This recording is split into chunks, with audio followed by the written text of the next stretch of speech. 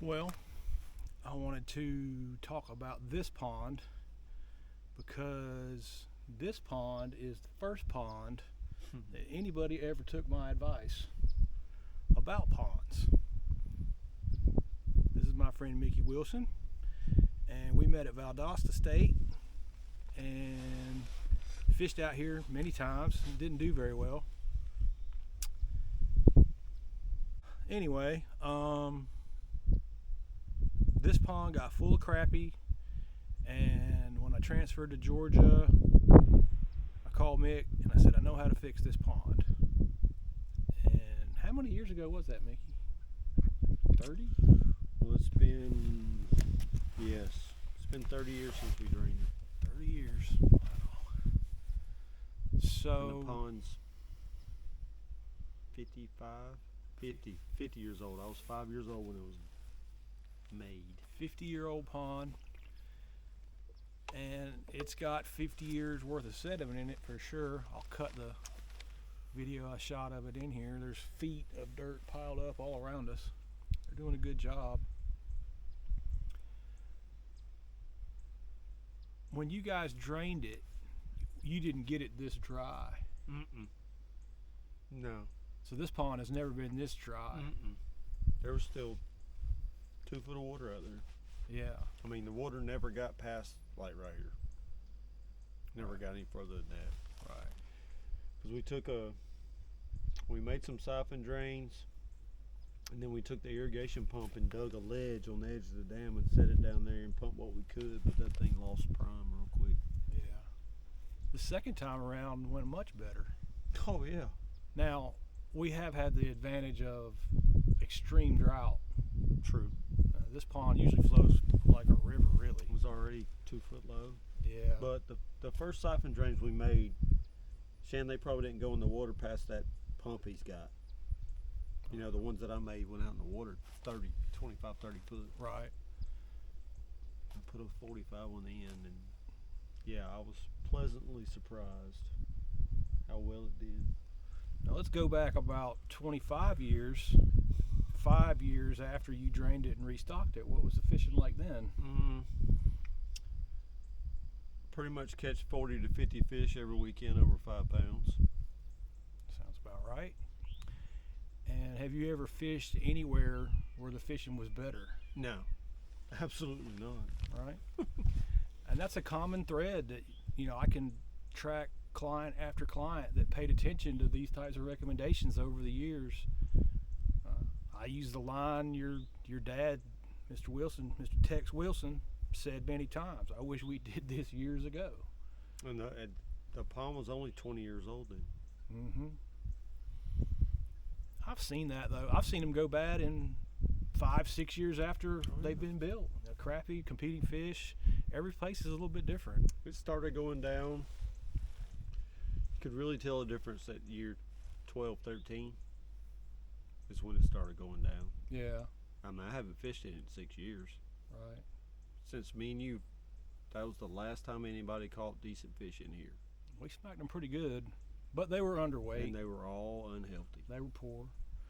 And probably 2 years ago, there was a big fish kill over here, and like I said, when we got it down to that pool, I mean, you saw it. There was only maybe a couple hundred catfish. Just some rough fish, suckers and catfish, crappie. Never saw a single bass, not one. Yeah. And that shows right there how hard, because we had bass in here. Oh yeah. Crappie just worked that bass fry, that bass reproduction over, and you can lose your bass population that way. Yep. So looking forward, and we've been talking about this for a few years now, we're going to go with a light density bass stocking, probably 35 bass per acre. Yep. It'll depend on what is available, and that happens a lot. You kind of have to work with what you can get. Although now there's a lot more availability of different genetics. Right. And so we've got a lot of options. The Titan Bass place is just up the road here. It's not far at all. How far is Boston? 8 to 9 miles. Yeah, it's not. It's 10 not. at the most. So we've got access to some of the most highly engineered genetic bass on the planet 10 miles away, which is an extreme advantage. We're talking about going in with F1s to start, and then probably feather in some Floridas a couple years later, just to keep that Florida genetics strong. We're not far from Florida from here.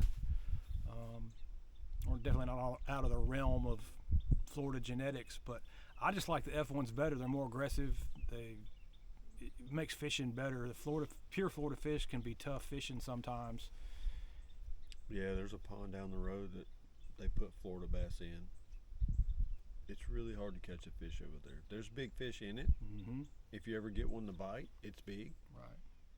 But you don't get many bites. Right. And I can say the same thing about where I live, pure Florida fish and Rodman, Now, we've had good days. We've had 20 fish days out there. I mean, but you see how most people that catch fish on the regular are fishing live bait. Yeah. I mean, that's why it's a great guide lake. Yep. And I kind of want to try to avoid that. I don't want this to turn into just a shiner pond. I personally, I think Mickey and I both agree that we would rather fish with artificials. Well, like I said, year 4 to 8, it's all artificial. Mm-hmm. 50 plus bass over 5 pounds, all on artificial in a weekend. Yeah. Right. Yeah. Nothing wrong with that. My dad wanted me to take him fishing every day.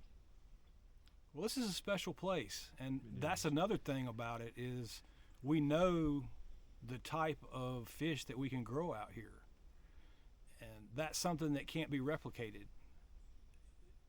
It's weird, and I don't even know the science. I can't even go to any sort of like research study or whatever. There are just some places that are better than others.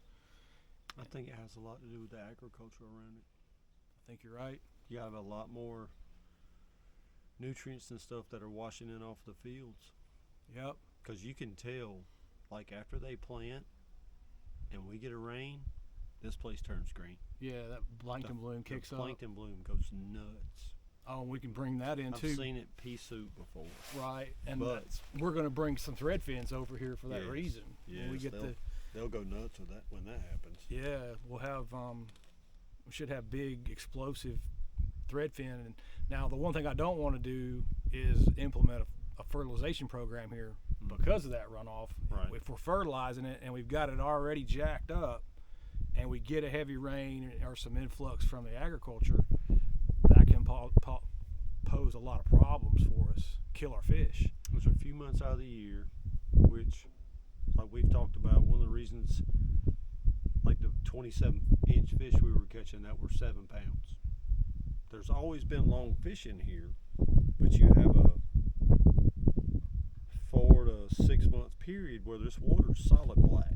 Mm-hmm. There's no plankton, anything in it. Mm-hmm. Goes back to not tanning. good. Yeah. Because they're eating really good for 2, 3, 4 months, and then they're struggling. Yeah. And I think too, it's kind of a combination punch on them, Right. for lack of a better term, because when you go high plankton density, low plankton density like that, and you've got a competitor like crappie coming in here, messing up the base, and we're going to have some feeders out here instead of doing the fertilization. We're going to skip over that, add some feed straight to the bluegill, and try to smooth that boom bust type cycle of the forage base out. Yeah. So I think we've got a solid game plan for it. We've often been planning forever. And we still got a little time to come up with a final plan. Yeah. And it might change a little I've bit. got some ideas, but And of course, we're going to have bedding areas, and all these stumps are going to be dug up and piled up and do a lot for the habitat. But just in looking at the bottom, 3 feet of just pure sediment, that's just not good for fish reproduction in general. I mean, it's impossible for a brim to push that out to get to some solid dirt. Exactly. And then that silt can come over the eggs and suffocate the eggs. So it's going to change this place dramatically. I'm looking forward to seeing it. I can't wait. I'm very excited. Very excited. Imagine a straight edge like that all the way around the pond. Oh wow, yeah, I know, right? I mean, you're already adding, just in this corner, it's probably going to be a quarter to half an acre more fishing area. Oh yeah. Because remember, you couldn't fish past here. No. There was a straight line, none of that. Right. And like I said, you can see there how they're piling up the sediment and moving it out. They're going to get these stumps. You can visualize what's about to happen out here. I said that big stump right there was right here. How about that? Well, that's what I got for Old Texas Pond for now. Hopefully the audio is good and we can use this little shot. If not, we'll do it again or later.